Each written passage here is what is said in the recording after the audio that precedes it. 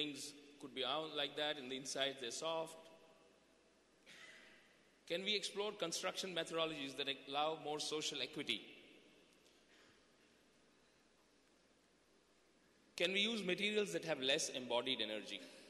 So these were questions that we started looking at, and then through the practice we've been trying to find ways and means and methods that allow us to create build spaces that address our particular realities. And these are our particular realities of our space, which is glare, heat, humidity. We have problems of ventilation. We have cool nights. Our architecture has always had courts, verandas, and terraces, which were active spaces. We have always used color. We have peculiar.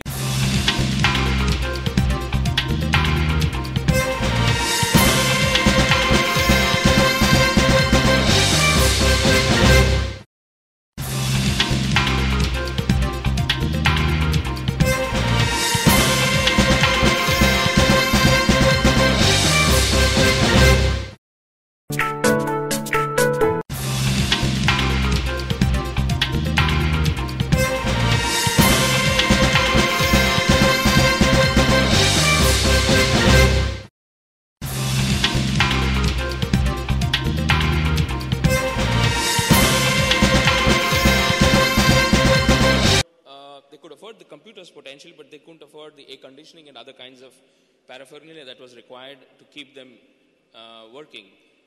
So there was this institution which asked us to make a computer center, which is a large campus of school, various schools in that, and they said that they'll put the computers in one building and that the other schools will come in and connect.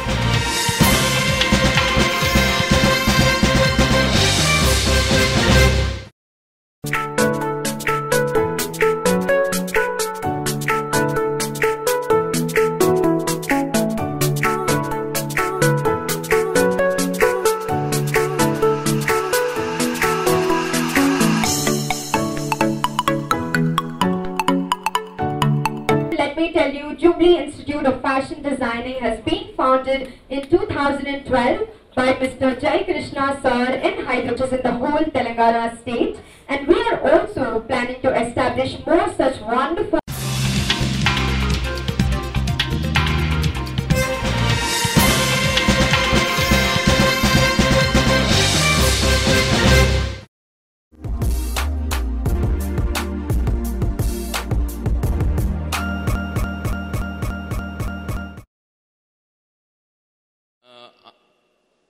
kind of a sense of place through making an architecture out of load bearing.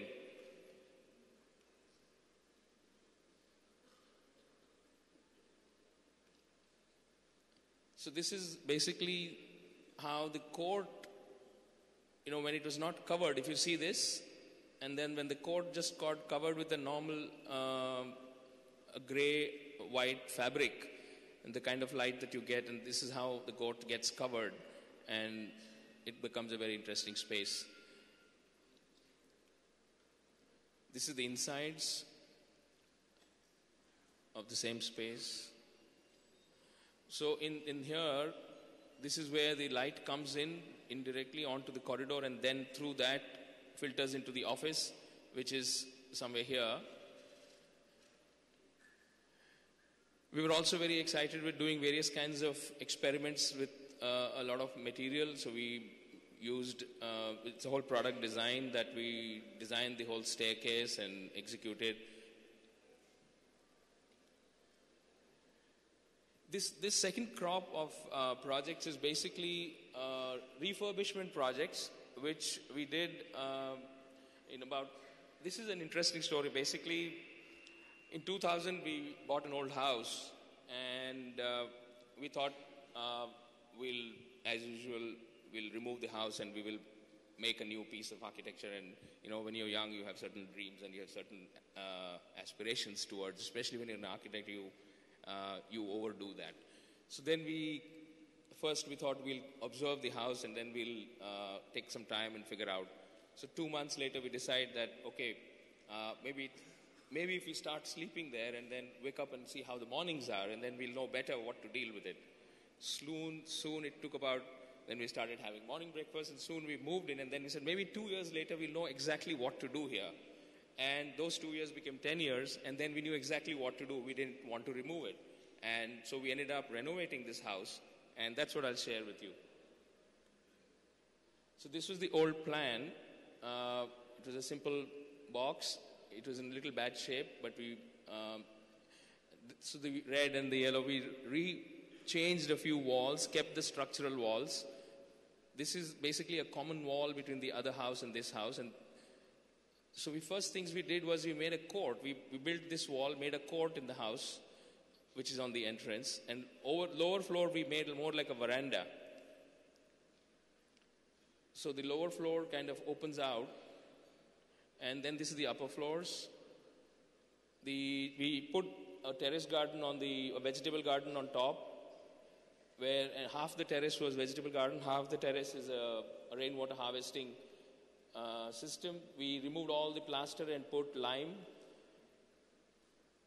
The house is not air conditioned. It is basically passive cooled. Actually, initially, we thought we will do evaporative cooling. As usual, I couldn't get to it. And then for a year, we lived without it with just simply passive. And we realized that if we keep the house thick walls, if we just keep it closed, it seems to work. And there is a wind catcher, and then there is this louvers, which actually pushes the air down. So in the nights, we open up the house, and this whole duct is connected into each of the. And this duct was basically just opening up slabs in the house and then connecting it horizontally into rooms. This is the house when we started looking at lime as an option. And the idea here is not to replace concrete, cement or steel, but its idea is to find credible alternatives.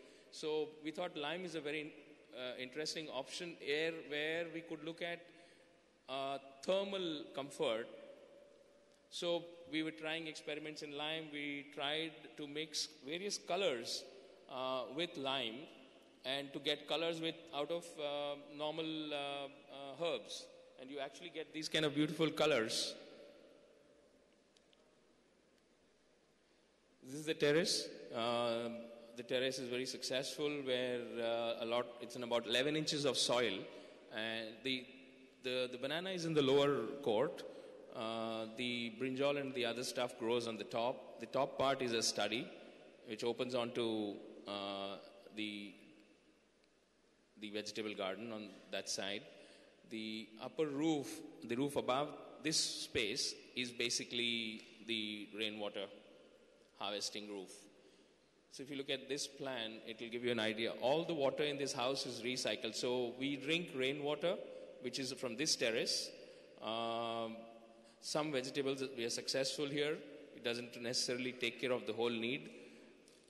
The flush water is recycled back into the washing machine water is recycled back into the flush.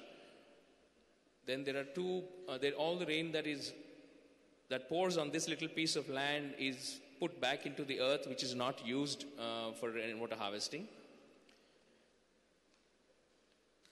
We introduced 2 ponds, small lily ponds, both one on the entrance, which is this is the entrance area under a large bougainville. This is the inside of the house, which is more like an open veranda. If you sense that, it does close, but in the day it's mostly like this. That's the entrance there, and there's a court here, and there's an open space here. And most of the time, the house remains more like a veranda on the lower floor. The second is an institutional space that we were asked by the Ahmedabad University to make something like a space where young entrepreneurs could come in and connect, and they could be guided towards coming up with startups. So they had an old building, which they were a part of an old building which they were not using, and they asked us to look at the. So this is basically an old. This is half of the old building. I'm sorry, I don't have the front part. This is the front part here, which they're using as a school. The back of this building they were not using, and so we opened up on the back, which you can see here. We connected the old buildings with a plinth. The two important things was opening up onto this side, which is a back alley, and connecting two old buildings with a plinth, and then the whole thing. So what is here at the lower floor, lower part of this drawing is basically the old and the new. The whole presentation is organized like old and new. So this is what the back looked like before we removed the wall. This part is the old and that's the new. This is what we've changed. This has become the entrance now. So that's before the plinth and after the plinth. So this was a small, this is where the office is. So we just kind of extended a little concrete ledge, a kind of a small chajja and with supports, which kind of becomes the entrance to the office, and a kind of a metal cover over the back. So this is what it used to look like. It's more or less the same angle.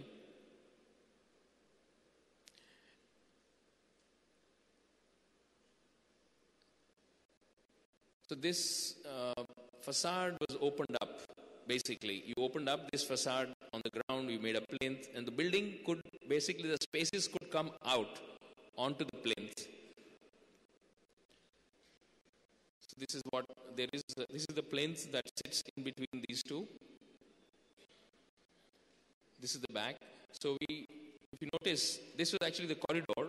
We extended the corridor till this edge and made a bamboo screen. So the area gets used not like a corridor but like a space. This is the south side, so it's very useful during the winter times when the sun is nice and warm here.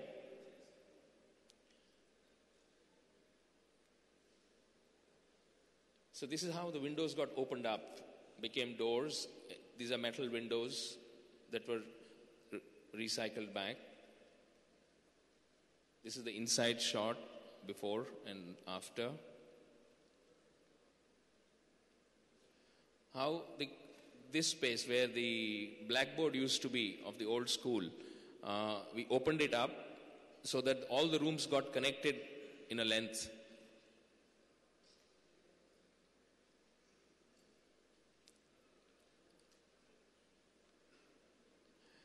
So this space basically, sorry.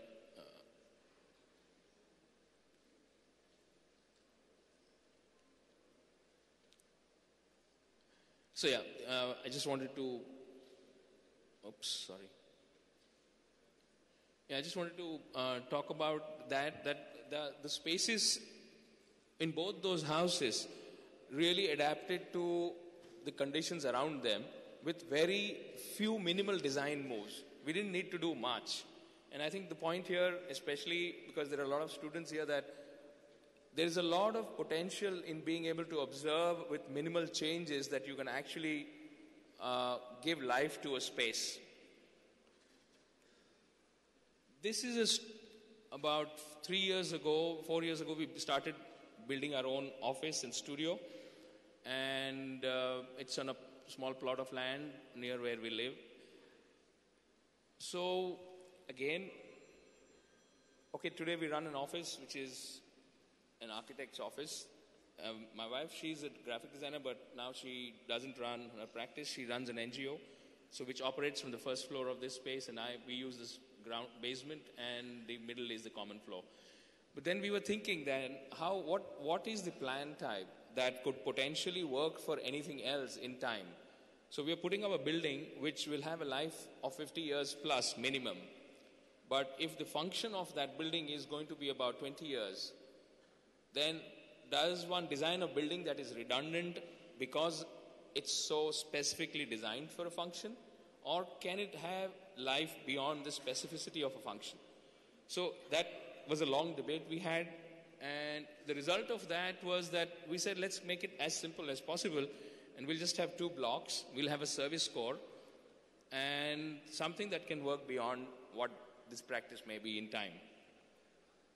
So in the sense, the back block became parallel to the front back, and the front block, and the residue of this plot became the central core, where there is a small amphitheater which opens to the bottom, where certain talks and film shows happen, which keeps this space connected to the city life. The idea is that this building or this space becomes part of public life. So one of the important things that we felt was, how could we make this particular building an example of trying to reduce footprint in the sense of carbon footprint or recycling of materials. So we have a very close friend who we have been working with for the last 20 years. His name is Kayur. A lot of people here would know him. He is an expert in materials, and he understands this chemistry and science of materials. He has been able to help us work with demolition waste, where he understands mixing of various kinds of waste products. There is a lot of lime that's waste out of peroxide, which is acetylene, and that lime has a lot of pozzolanic properties. So we use that along with brick dust and little clay and cement as a binder, and what we got was this. So we get these red bricks, which are actually totally out of waste, water cured. And so this is his industry. So we got him to manufacture this for us. Now it is a product that's sold commercially in Ahmedabad. So the idea is also, as much as we may want material, how do we use the material in such a way that we can basically, it's a sense of social equity. The more load-bearing walls you build, the more people you employ, the more craft that you could potentially look at in terms of the building construction. The mortar that we use is also lime, which is out of the waste of vitrified tiles and other tiles, ceramic tiles from Morbi, which is crushed and then mixed with pure lime. So it needs a certain level of strength. So there's about, I think, 10% of pure lime with this waste. We looked at making slabs with giving us a sense of the bamboo shuttering. We used bamboo slats.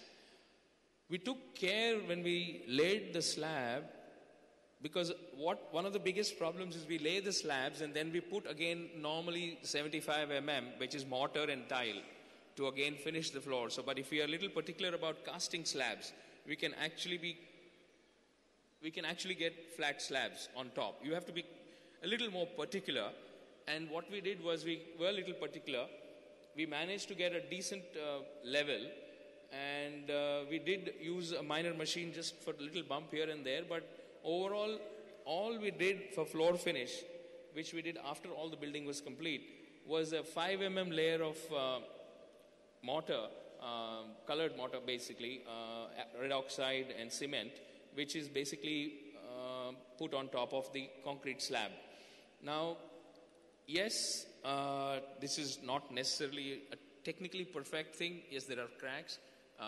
It's also about our tolerances. I think the other demand that we've made on buildings today is our tolerances are kind of very severe. And to me, it doesn't matter if the floor has a final crack and if it actually reflects the age of the space. So But the economics of what I got was amazing because all I needed was just red oxide and a slurry of lead oxide, which gave me a colored floor. So this is what the spaces look like on the inside. This basically inside, outside, it's the same. It's like a bare box. The walls and the lime. The toilets are made of China mosaic, which is basically what you see here. This is base tiles, as most of you know. This is the basic section of the... So we did evaporative cooling. We put a cooler here on top, which basically sits on top here and throws the air down this shaft, and which then is connected into each of these spaces on the two sides. Originally, the idea was to be able to put a fabric duct and connect it physically into the rooms.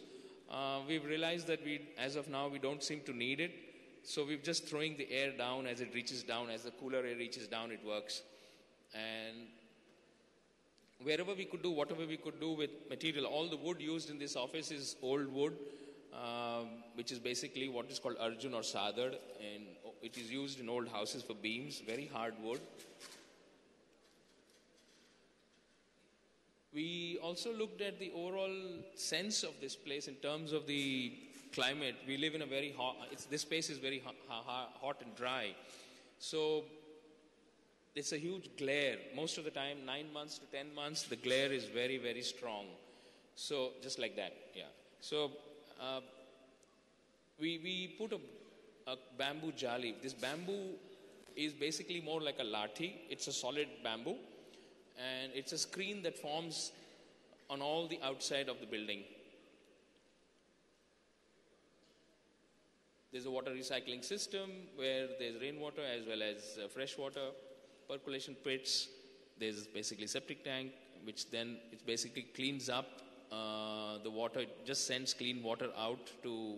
The idea was to actually put this water back through some technique which we have not been successful. Back into the plants which thrive on the top. We've actually got planters. This is an old photograph. We've got a planter on top which grows vegetables now all around the building. We have got a planter which is about 1 meter wide. There's quite a lot of vegetable that can grow in a planter which is meter wide. And the office is connected onto the grid with solar, which basically we get a bill of 200 rupees plus minus. It's adjusted with the electrical suppliers, the power suppliers, which is Ahmedabad Electricity Company. So it's grid connected. So this is what the building looks like. This is the court inside. It's a veranda in the front. The gray is the fly ash component, and the other is the brick dust. That's the entrance that you see here. Sorry, it's not working. Yeah, that's the entrance there. So that's what the building looks like from outside. So one of the questions that when we ask ourselves when we do this particular building is that, can we potentially have contemporary alternatives which the building can be contemporary and can be valid and could also use materials that can have less embodied energy and complete a whole cycle of skill. So these were the kind of struggles that we were trying to address here. The other building that we're doing right now is basically a non-profit which is north of Ahmedabad on Sabarmati. I'm sorry, the river is not really as blue as this. This is what happens when these things get drawn in your absence. It's actually a dry riverbed, very large riverbed. It's only in monsoons for a month or 15 days, it's probably got water. Most of the time it's dry. Okay, those of you who may be thinking why this is dry. It is dry because the water that you see in Ahmedabad is not Sabarmati. That's actually it's pumped in from Narmada. So it's actually a dry river.